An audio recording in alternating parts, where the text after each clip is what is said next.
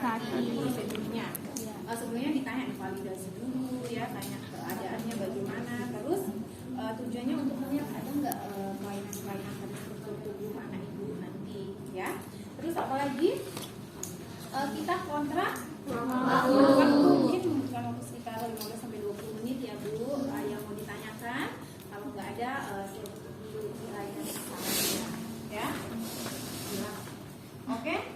Terus yang berikut masuk ke tahap kerja, mengatur posisi klien. Misalkan ini di sini kan, baru taruh di pogoji misalnya, ya.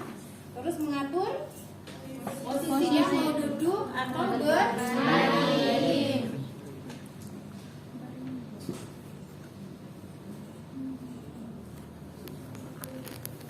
Terus yang berikut kita pemeriksaan apa? Tanda-tanda tadi ya.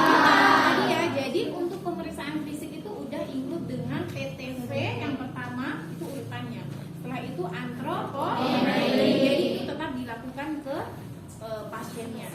Ya, jadi kalau di soal pemeriksaan fisik pada anak, jadi ada PTV dengan antropometri dengan head to toe ya, dari kepala sampai kaki. Kita langsung masuk ke pemeriksaan fisiknya ya. Iya.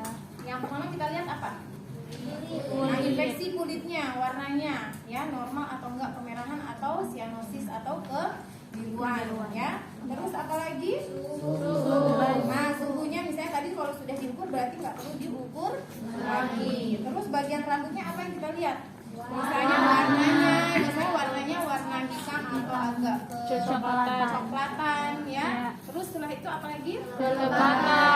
Kelebatannya dia tipis atau lebat, biasanya beda-beda kan. Distribusinya dia ada yang merata atau ada yang botak-botak, kosu ya. Terus lanjut ke bagian kepala. Nah, kepala kita lihat dia misalnya ukuran kepalanya, terus apalagi bentuknya. Misalnya kan ada yang agak miring sedikit, misalnya terlalu lama waktu masih kecil dimiringkan ke kiri atau ke kanan. Terus apalagi kesimetrisan. Ya, kita bisa sambil palpasi. Kalau infeksi tadi kan dilihat ya. Kan itu bisa dilihat. Kalau palpasi kita tekan ya, sambil kita sisir rambutnya, misalnya ada nggak bagian lesinya, lukanya. Nanti pas saat kita tekan palpasi dia nyeri atau tidak ya, nanti ditanyakan ke ahlinya. Baru apalagi Muka. Nah, wajahnya bagaimana, simetris atau enggak ya, hidungnya ada dahinya sama enggak ya, matanya, terus ada bibir sumbing atau tidak, untuk di mulutnya, untuk seluruh yang wajahnya. Baru lanjut ke mata. Jadi ini bisa head to toe. Jadi beraturan ya, sistematis ya. Jadi mata dilihat matanya. Ya, matanya simetris antara kiri dan kanan. Terus apalagi? Bola mata, cekung atau Ya, cekung atau menonjol. Saya ada mata yang belok itu kan. Ya, terus dipalpasi juga bisa, dia ada nyeri tekan atau enggak. Terus konjungtivanya yang di bawah sini, ya dia anemis atau tidak, pucat atau enggak. Nanti anemisnya dicari yang di mana? Di sini, ya. Terus apalagi? Seleranya warna apa? Yang putih itu nanti selera ya, dia bersih atau berwarna ya, biasanya ada serat-seratnya itu, urat-uratnya. Terus apalagi? Nah, ini berarti pakai apa? pen white. Nah, kalau misalnya normal dia Nah, dia misalnya mengecil itu dia normal pada saat kita kasih cahaya ya. Ya, terus dari samping kiri, samping kanan ya. Terus apalagi? Ketajaman penglihatan ya, biasanya bisa pakai Snellen chart juga ya, tergantung usia anaknya ya. Jangan kalau masih baik baru apa lagi? Hidung. Nah, lanjut ke hidung, simetris atau enggak, kembang kempis, pernapasan cuping hidung ya. Terus sambil di palpasi ada polip atau enggak, nyeri tekan ya, bagaimana kebersihan hidungnya ya, bisa dilihat juga. Oke? Terus apalagi? Ada perdarahan atau enggak ya. Lanjut ke mulut. Jadi mata, kepala,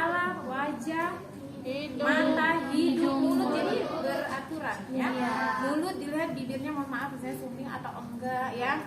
Terus bibir mukasanya lembab atau kering, terus misalnya warnanya, terus buka ya, mulutnya bersih atau enggak, bagaimana keadaan giginya ya, di dalam bisa sambil dilihat kan, misalnya anak-anak ada karies atau enggak, terus kebersihan mulutnya bagaimana, lidahnya juga ya, pakai sepakai lidah ini nanti pakai kasa baru dimasukkan ya, jadi harus pakai kasa.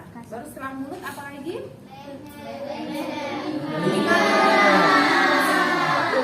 Telinga, terus dilihat misalnya simetris atau enggak kiri dengan kanan ya.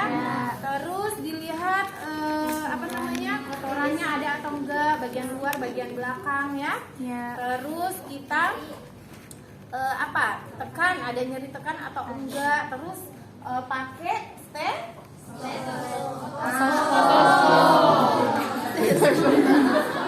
otoskop ya, misalnya kalau anak-anak ditariknya ke bawah atau ke belakang. Coba lihat di situ. Ke bawah. Ke bawah itu ke sini ya. Kalau ke belakang ke sana. Ya, berarti ke bawah. Misalnya dilihat dia ada kotoran atau enggak ya, nanti dibersihkan. Terus apalagi? Leher. Misalnya ada cairan, misalnya yang kuning-kuning itu ya. Baru ada perdarahan atau enggak. Baru lehernya dilihat dia pendek panjangnya ya, terus pergerakannya dia ada kesukaran atau enggak, miring kiri deh, misalnya miring kanan, jangan kok suruh miring-miring ya, berputar ya, miring kiri, miring kanan, ada masalah enggak pada lehernya. Terus apalagi? Pembesaran kelenjar tiroid di sini ya, dicek ada yang tiroid masalah. Nah, misalnya dicek di sini ya, ada atau enggak. Terus nadi karotisnya dicek ya, dicek nadi karotisnya. Baru apa lagi? Pemeriksaan dada. Nah, dada apa yang dilihat? Simetris atau enggak antara kiri dan kanan. Biasanya kalau ada masalah kan dia kembang kutisnya beda antara kiri dengan kanan. Terus apa lagi? Adanya Jadi kita palpasi ada nyeri tekan atau enggak ya, ada fraktur atau enggak, ada perubahan strukturnya atau enggak. Terus apa lagi? Ada retraksi atau enggak? Biar di sini coba dikasih anu dulu.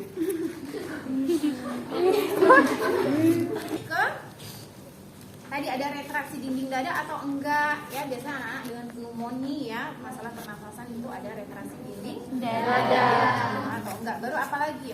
Palpasi. Ya tadi nyeri tekan ya. Terus apa lagi? Kita berkusi di bagian mananya?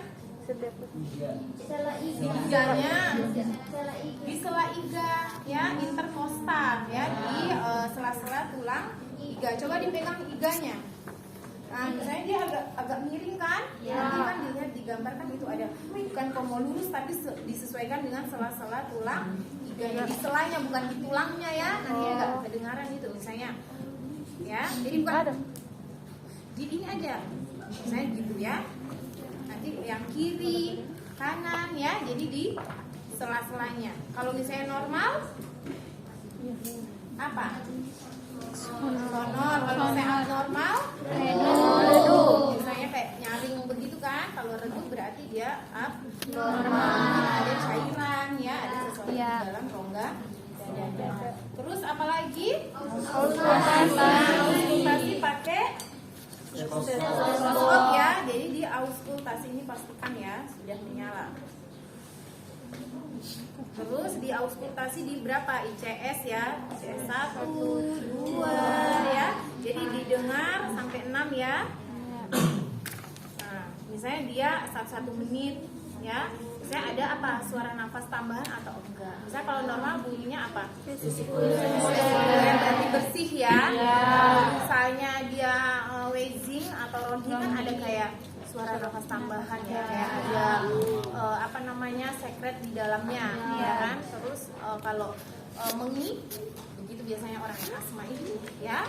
Oke, didengarkan 1 menit dipastikan. Terus apa lagi? Nah, sebelumnya yang pada anak pemeriksaan yang 70 ya vokal frame itu misalnya didengarkan, misalnya anak suruh mengatakan berapa? 77 atau 66. Jadi bukan 77 tapi 77. Ada suara getaran. Coba dengar. 77.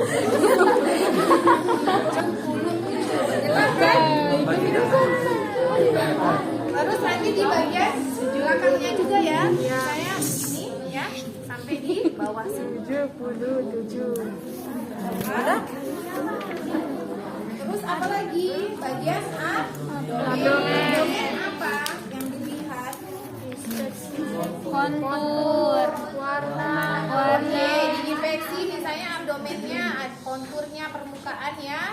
Dia abdomennya misalnya dia perutnya buncit atau tidak, yang merata atau buncit. Bapak-bapak bisa buncit.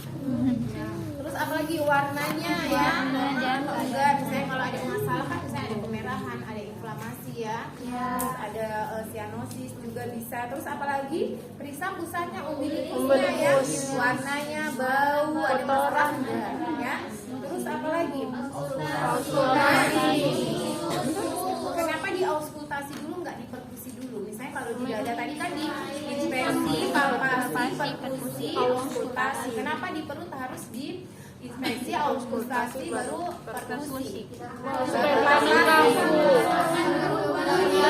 Nah, misalnya nggak mengganggu suara bising usus ya. Misalnya nanti mengganggu suara bising usus sudah mau perkusi, palpasi ya. Jadi auskultasi, infeksi dulu baru auskultasi ya. Keempat kuadran ya. 1 menit atau sampai 5 menit biasanya. Suara bising ususnya berapa kalau normal pada anak? Berapa kemarin? Ada sumber yang mengatakan itu 5 sampai 15. Kalau yang pada dewasa sampai 30 ya. Jadi didengarkan suaranya. Terus apa lagi? Perkusi keempat kuadran juga ya. Nah, terus apa lagi? Palpasinya kalau misalnya kita perkusi suaranya, suara timpaninya ada atau enggak kan? Tadi itu kalau misalnya kita perkusi di atas simfisis pubis itu pada anak-anak kalau misalnya dia bunyinya peka itu dia masih normal ya. Kayak bunyi kayak so full begitu berarti kan perutnya itu lagi ada di sini ya, itu normal. Terus apa lagi? Palpasi. Nah, baru setelah itu palpasi. Saya di palpasi ya, ada masalah atau enggak ya, ada atau enggak. Terus kita raba di mana bagian limfanya ya, ginjalnya. Jadi kalau misalnya itu palpasi dalam kalau misalnya sebelah organ sebelah kanan, gimana cara periksanya? Videonya.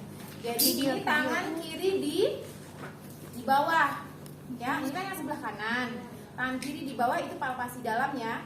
Terus minta pasien untuk tarik nafas. Jadi kita sambil dorongkan tangan meraba yang bagian sini ya. Ginjalnya teraba atau enggak ya. Hatinya.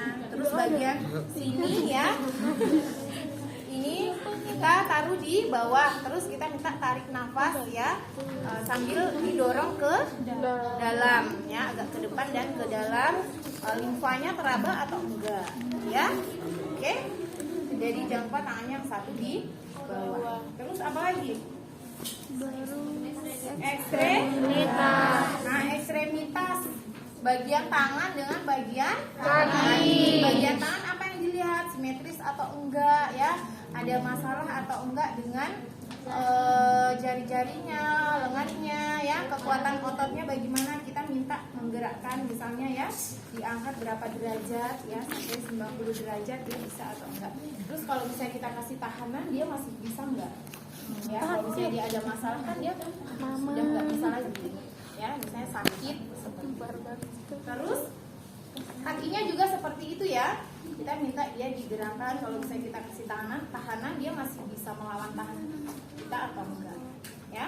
Terus dilihat misalnya di jari-jarinya ada kelainan atau enggak ya, misalnya ada yang jari yang tambahan ya, tambahan atau yang kurang, sambung yang kurang ya. Terus di ini kelabu fingernya bagaimana ya, untuk kuku-kukunya ada masalah enggak, bisa yang sampai hitam-hitam dan menonjol ya. Begitu juga dengan kakinya ya. Oke, terus apa lagi? Genitalia. Genitalia berarti kalau misalnya